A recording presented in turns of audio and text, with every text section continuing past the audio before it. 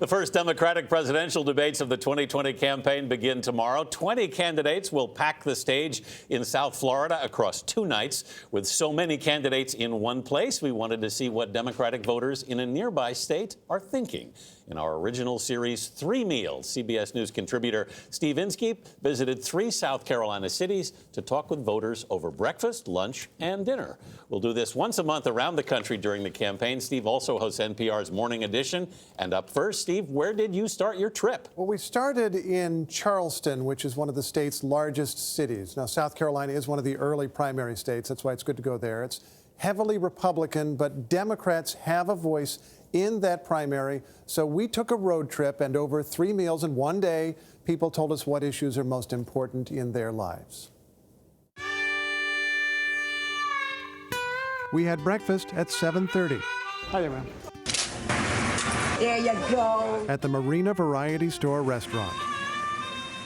How are you guys connected to one another?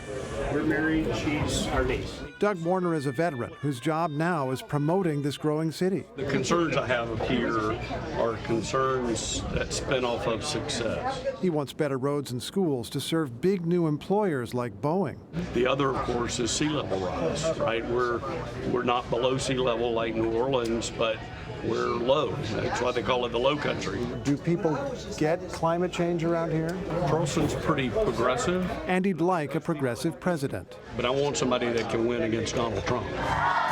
He likes Joe Biden, who vacations near this historic city.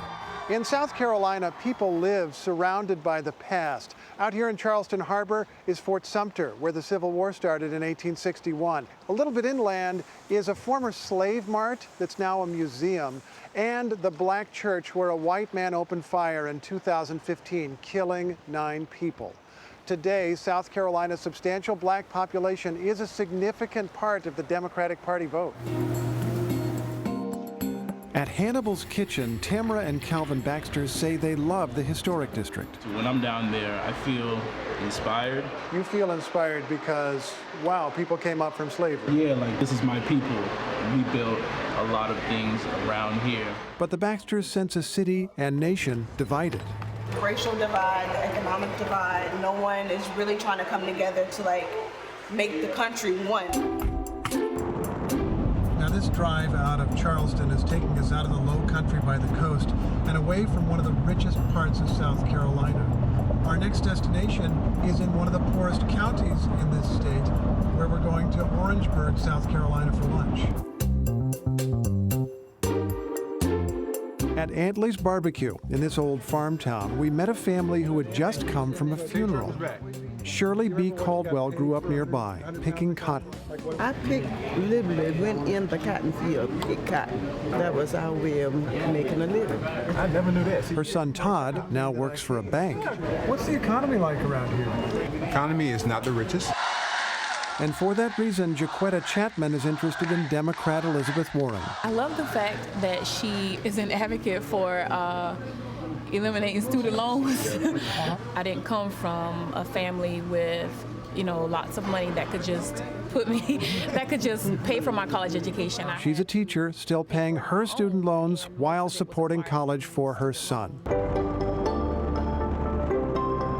Well, Charleston, where we started, is a port city, and Orangeburg is in the historic cotton-growing part of South Carolina.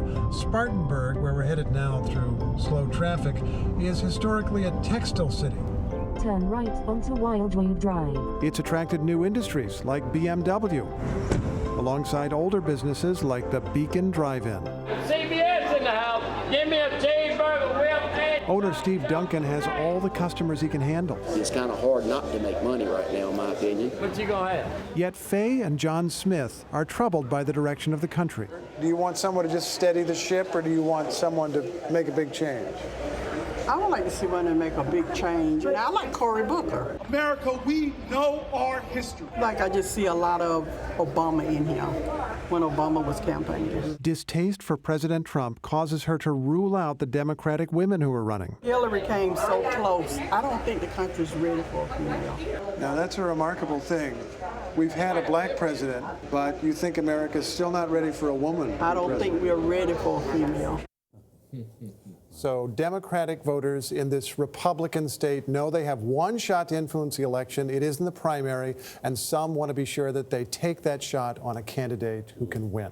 I was surprised to hear a comment at the end. I love that the person sitting next to her just kept right on eating. you shoot these all in one day? Yes, yes. A lot of eating. It's a free meal, Gail. That's a powerful thing.